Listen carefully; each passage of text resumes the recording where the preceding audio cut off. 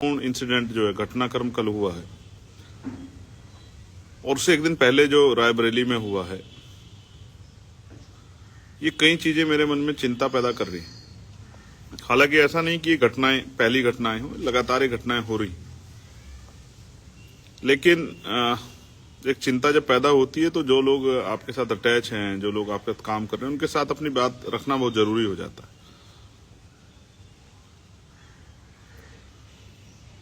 साथियों, ये भारत है और भारत एक लोकतांत्रिक देश है। ये भी सत्य है कि लोकतांत्रिक व्यवस्था में आप जनता सबसे बड़ी होती है और जनता जहां बड़ी होती है वहां किसी भी फैसले पे, चाहे वो सरकार का हो, कोर्ट का हो, किसी अधिकारी का हो, सब पे अपना विरोध दर्ज कराया जा सकता है। लेकिन विरोध की कुछ सीमाएं होती है। कल जो हुआ है माननीय सर्वोच्च न्यायपालिका में, जिस तरह से जो चीफ जस्टिस हैं हमारे बी गवई साहब, उनके ऊपर जिस तरह से जूता फेंका गया है, मेरी मां कहती थी कि जिसने कह दिया उसने कर दिया। जूता लगा या लगा बात ये नहीं है, लेकिन जिसने जूता फेंक दिया उसने अपना काम कर दिया।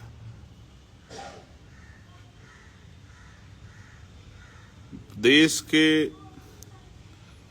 की न्यायपालिका के सर्वोच्च पद पे आसीन किसी व्यक्ति के ऊपर जूता फेंकना, क्या आप इसको सामान्य घटना मानते हैं? मैं आपका ध्यान आकर्षित करता हूं, बरेली उच्च आहार में किस तरह दरिंदों ने उस भाई को पीटा, हरिओम वाल्मीकि। ये किसी छिपावा नहीं। और कई बार हम देखते हैं कि हिंसा का अस्त्र जो है वो क्रॉस हो जाता है। इतना अन्याय जो है, मारना, पीटना, थूक चटवाना, पेशाब करना, जूते में पेशाब भर के पिलाना, जूते में पानी भर के पिलाना। तो मैं ये समझता हूं कि हमें ये आत्मचिंतन करना चाहिए कि आज देश कहां खड़ा है। क्या इस देश में हक वंचित समाज जो है, जिसको हम बहुजन समाज कहते हैं, क्या उनके लोग सुरक्षित हैं? जब सर्वोच्च न्यायपालिका के मुख्य न्यायाधीश के ऊपर ये हमला हो सकता है, तो क्या आप और मैं या गरीब जो शेड्यूल कास्ट के लोग हैं, बैकवर्ड के लोग हैं, मुस्लिम जो लोग हैं, वो क्या सुरक्षित हैं? आपको ये समझना चाहिए और महसूस करना चाहिए। आज कई बार हमने देखा पिछड़े वर्ग के कुछ हमारे भाई बहुजन समाज के कथा कर रहे थे, उनके जो है बाल काट ले जाते हैं, उनसे माफी मंगवाई जाती है, उनका मुंडन हो जाता है। कितने ही ऐसे पिछड़े वर्ग के कथाकार हैं जिनको जो है अपमानित किया गया है, मारा पीटा गया है, मंदिरों से निकाला गया है। देश को आजाद हुए 75 साल से ज्यादा हो गए, आज भी बहुत बड़े पैमाने पे लोग अपनी सोच नहीं बदल पाए, लोग अपना तौर तरीका नहीं बदल पाए, लोग जो है अपने आप के अंदर जो है वो इंसानियत, मानवता को नहीं लेके आ पाए। उसका परिणाम है ये जो हुआ। कुछ लोग इसको कह रहे हैं कि एक जस्टिस गवई साहब ने जो है, चीफ जस्टिस गवई साहब ने एक स्टेटमेंट कोट किया था कि भाई जाइए अपने भगवान से कहिए वो इतने ताकतवर है तो खुद ही आपकी मदद कर दें। इसमें हमारे देश की मीडिया का भी बहुत बड़ा रोल है। मीडिया बहुत सारी घटनाओं को उस तरह से प्रदर्शित करती है। ये पहली बार नहीं है कि किसी जज ने किसी बात पर टिप्पणी की हो। ये जस्टिस गवई साहब वही हैं जिन्होंने वर्गीकरण का फैसला किया, वो ये उसी बैच में थे उस समय। इन्होंने ही शेड्यूल कास्ट के लोगों पे को कहा कि उनमें जो है क्रीमी लेयर होनी चाहिए, ये इन्हीं के वर्ड थे। लेकिन इस आधार पे इस देश में मैं आपको याद दिलाता हूं, अगर धार्मिकता की बात है, धार्मिक भावनाओं की बात है, तो इस देश में बाबरी मस्जिद का फैसला आया।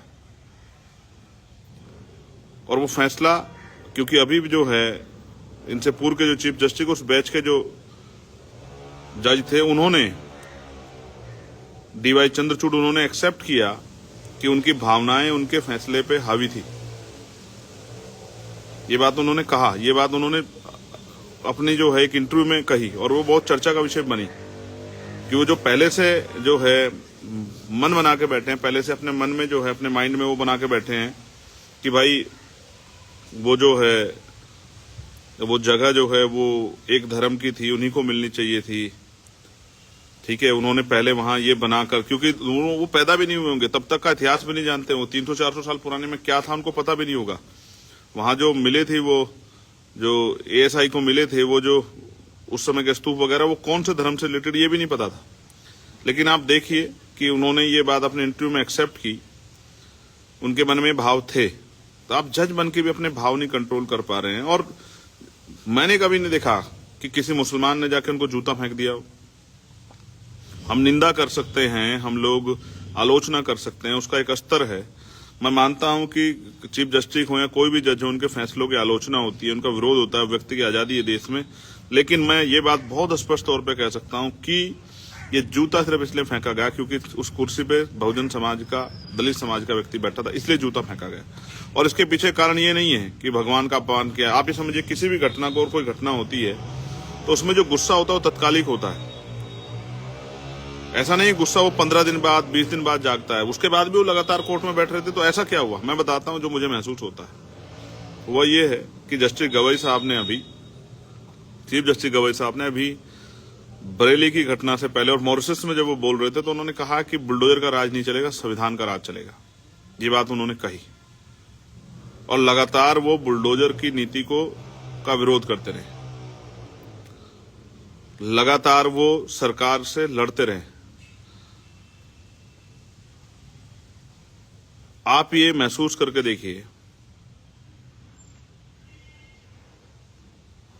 कल गवई साहब भी कोई इस तरह का फैसला देंगे, हम लोग भी अगर उसको मानते हैं कि वो फैसला जनहित में नहीं, तो हम लोग भी अपना विरोध दर्ज करा सकते हैं, पत्र लिख सकते हैं, उनसे मांग कर सकते हैं, अपना प्रोटेस्ट कर सकते हैं। लेकिन इस तरह से इस सर्वोच्च पद पर बैठे व्यक्ति को जूता फेंकने का मतलब ये है कि चाहे दलित समाज का व्यक्ति, वो गांव में खेती करने वाला, मजदूरी करने वाला किसान मजदूर हो, या वो किसी दफ्तर में काम करने वाला कर्मचारी हो, या वो किसी मंत्री, या अभी तो आपने देखा राष्ट्रपति जी को भी जो है, जो हमारे पूर्व राष्ट्रपति, उनको मंदिर में नहीं घुसने दिया था। तो चाहे वो चीफ जस्टिस ऑफ इंडिया बन जाए, लेकिन उनको इस तरह के अपमान का सामना करना पड़ेगा। ये संविधानवादी देश है और उस देश में इस तरह की सोच खतरनाक है। जो मुझे महसूस होता है, मैं इसके पीछे एक और कारण भी मानता हूं कि तत्कालिक घटनाओं के बाद इस तरह के रिएक्शन आते हैं, क्रोध होता है। ये वकील साहब भी वहीं थे, चीफ जस्टिस साहब भी वहीं थे। लेकिन मैं मानता हूं कि आरएसएस के कार्यक्रम में चीफ गेस्ट बनने से जो उनकी माताजी ने मना किया है, मुझे ऐसा लगता है कि ये भी एक बड़ा कारण हो सकता है। और हम इनकी बैकग्राउंड अगर चेक करें वकील साहब की, तो हो सकता है ये आरएसएस से जुड़े हुए व्यक्ति, जिन्होंने इस बात से इनके अंदर नाराजगी पैदा हुई हो कि उनकी माताजी ने आरएसएस के कार्यक्रम में चीफ गेस्ट बनने से क्यों मना कर दिया। और इसलिए मना किया क्योंकि हमारे लोगों में, बहुजन समाज के लोगों में नैतिकता होती है। वो जानते थे कि अगर मेरी माताजी वहां जाती हैं तो मेरे ऊपर जो है इस तरह के आरोप लगेंगे कि मैं कहीं ना कहीं, मेरा झुकाव किसी एक विचारधारा की तरफ है। इसलिए उन्होंने मना कर दिया। और वो अम्बेडकराइट हैं, ये बात भी स्पष्ट है। तो अम्बेडकरवादी व्यक्ति पूरा प्रयास करता है कि वो जिस इंस्टीट्यूशन में है, जिस जगह पे है, तो वो उसकी नैतिकता पे सवाल ना खड़े हों, उसके जो है फैसलों पे सवाल उस तरह से ना खड़े हों किसी एक विचार के झुकाव की वजह से। मैं आपको बहुत जिम्मेदारी से बात कह रहा हूं, ये जो हुआ है ये स्वीकार योग्य नहीं है। और इस देश में एक प्रथा चल रही है अम्बेडकराइट लोगों पे हमले की, बहुजन वर्ग के लोगों पे हमले की। चाहे वो ग्वालियर की घटना हो जहां बाबा साहब अम्बेडकर की स्टैचू नहीं लगने दी गई हाई कोर्ट में, चाहे वहां बैठ के कोई आदमी जो है बाबा साहब को अपमानजनक शब्द बोल रहा हो, गंदा, इस तरह के जो है गंदे व्यक्ति के इस तरह के शब्दों का यूज उनके लिए कर रहा हो, जहां उसके खिलाफ एफआईआर भी हमारी टीम ने दर्ज कराई है। या फिर कोई जो है एक मुहिम चला रहा हो पीछे से कि भाई बाबा साहब अम्बेडकर संविधान निर्माता नहीं है, संविधान निर्माता तो कोई और। ये सब चीजें स्पष्ट करती हैं कि इस दौर में अम्बेडकरवादियों को बड़ा सावधान रहना है। उनके ऊपर लगातार हमले हो रहे हैं, उनके इंस्टीट्यूशन पे हमले हो रहे हैं, उनकी धार्मिक आस्थाओं पे हमले हो रहे हैं। और उनके जो हैं उस तरह से उनके लीडर्स पे हमले हो रहे हैं। ये सारी चीजें एक और इशारा करती हैं कि सोचा समझा प्लान है।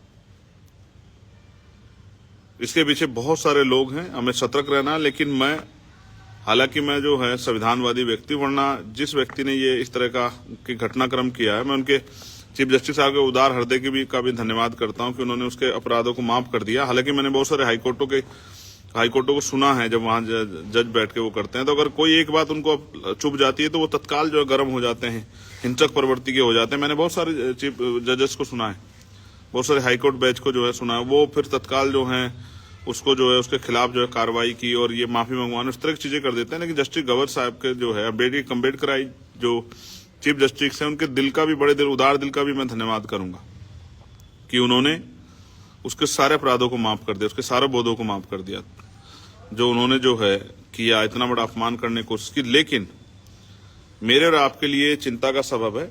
हालांकि अगर हम लोग संविधानवादी ना होते तो ऐसे लोगों को हमारी भीम आर्मी की टीम बहुत जल्द सबक सिखा देती। लखनऊ इसका उदाहरण है, जो बाबा साहब अम्बेडकर का, जो हमारे महापुरुषों का, जो कमजोर वर्ग के प्रतिनिधियों का इस तरह अपमान करते हैं, उनको सबक सिखाना हमारे लोग जानते हैं। लेकिन मैंने उनको रोका है कि इस तरह की चीजें ठीक नहीं है, वरना चाहे वो ग्वालियर वाले साहब हो और चाहे दिल्ली वाले साहब हो, हमारी जो भीम आर्मी की टीम है वो ऐसे सभी साहब को जो है उनको उन्हीं के शब्दों में समझाना जानती है। लेकिन मैं फिर ये कहूंगा कि हमें संविधान के रूप के साथ काम करना है, हमें कानून को अपने हाथ में लेना है और हमें इन तरह के हमलों को सावधान रहना है। अगर इस देश में chief justice of India he safe नहीं है, उन्हीं के ऊपर जो है जूता फेंका। मैं आपको याद दिलाता हूं एक घटना, जब मैं इसको देख रहा था तो मेरे दिमाग में एक घटना हो रहा है, जो है 13 मार्च 1968 की। मोहम्मद हिदायतुल्लाह साहब जो चीफ जस्टिस थे उस समय के, उनके ऊपर भी एक इसी घटना में जूता फेंका गया था।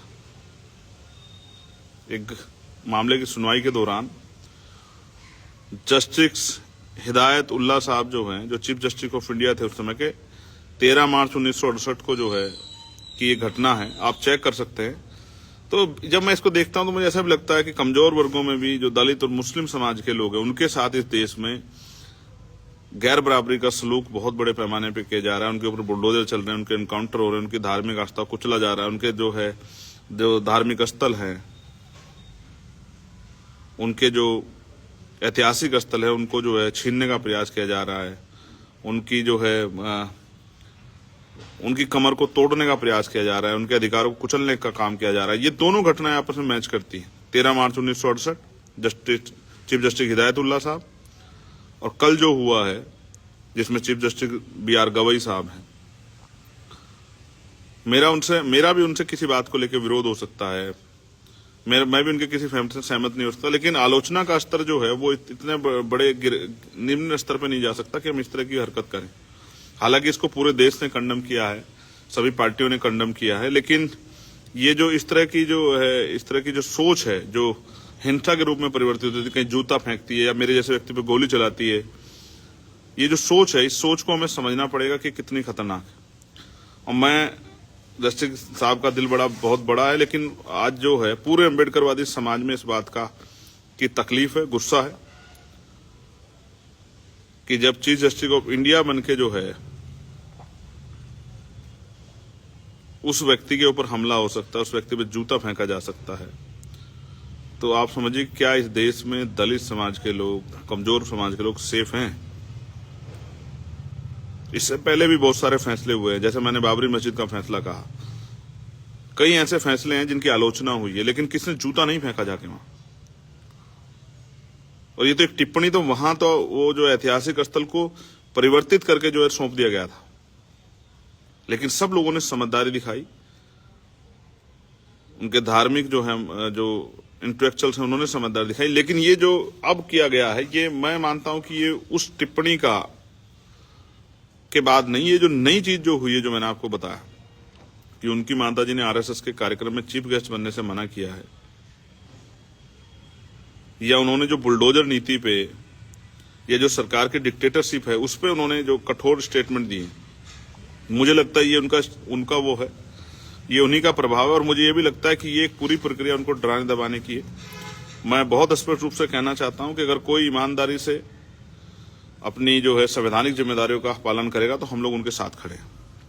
वो चाहे जस्टिस BR गवई साहब हो या कोई और, किसी भी धर्म के हो, किसी भी जाति के।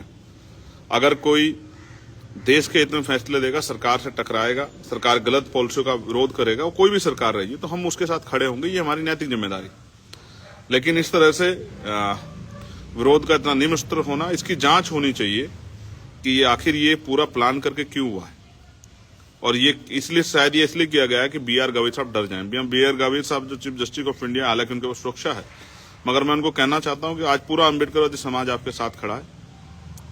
आपको देश हित में संवैधानिक रूप से, कानूनी रूप से जो कानून सम्मत फैसले वो लेने चाहिए। किसी बात से घबराना नहीं चाहिए। और जो लोग, कल से मैं देख रहा हूं एक बाढ़ सी भी आ गई है, जस्टिस गवई साहब की फोटो को नीला किया गया है, उनको जूतों की माला पहनाई गई है, उनको जो है तमाम तरह के इस तरह अपमानजनक शब्दों का प्रयोग किया जा रहा है। ये इस बात का प्रमाण है कि देश में जाति व्यवस्था की जड़ें कितनी गहरी हैं। और आज भी आप किसी पद पे हो, किसी पोस्ट पे हो, और आपकी जाति नहीं जाती है, उसकी वजह से आपको अपमान और तमाम तरह चीजें सहनी पड़ेंगी। ये भी एक बहुत बड़ा उदाहरण है। जिस तरह से कल सोशल मीडिया पर उनके ऊपर हमला किया गया, उनको देश विरोधी बताया गया, उनको जो है धर्म विरोधी बताया गया, उनको जो है इस तरह के उनके पोस्टर बना के, उनके गले माला डाल के, जूतों की, और इस तरह से जो सब चीजें की गई, उससे मेरा मन बड़ा चिंता में था। तब मैंने फैसला किया कि आपके साथ विषय पर चर्चा करनी चाहिए। ये गलत है और इस तरह का अपमान जो है अम्बेडकरवादी समाज बिल्कुल बर्दाश्त नहीं करेगा। और उसके खिलाफ अगर कोई बड़ा मोर्चा निकालना पड़ा या उस तरह का कोई बड़ा कदम उठाना पड़ा तो भी हम लोग पीछे नहीं हटेंगे, क्योंकि इस देश के इंस्टीट्यूशन की, इस देश के कॉन्स्टिट्यूशन की, इस देश की जो है ब्यूरोक्रेसी की, इस देश की जो है जुडिशरी की सुरक्षा करना हर भारतीय का प्रथम कर्तव्य है और हम अपने कर्तव्य करना जानते हैं। जब रोज सुबह शाम आप बैठ के जो है बड़े बड़े दावे और वादे करोगे टीवी पे बैठ के कि ये होगा, ये होगा, ये होगा, ये होगा, इससे ये हो जाएगा, इसे कर लो, ये हो जाएगा, ये हो जाएगा, तो आपको फिर काहे को करने? आप श्राप दे देते उनको।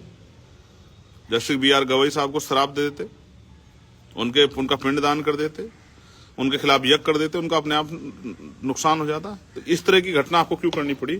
क्योंकि अंधविश्वास, पाखंडवाद का सहारा लेके आप लोग ज्यादा दिन तक जो है लोगों को, जनता को बेवकूफ नहीं बना पाएंगे। जनता समझदार हो रही है और वो समझ रही है इस देश में इंस्टीट्यूशन की शक्ति क्या है। लेकिन जो आप डराना चाहते हो वो हम लोग डरने वाले नहीं। ये बात मैं स्पष्ट कर देना चाहता हूं। जय भीम, जय भारत, जय संविधान, जय मंडल, जय जोहार, जय लोकतंत्र, जय विज्ञान।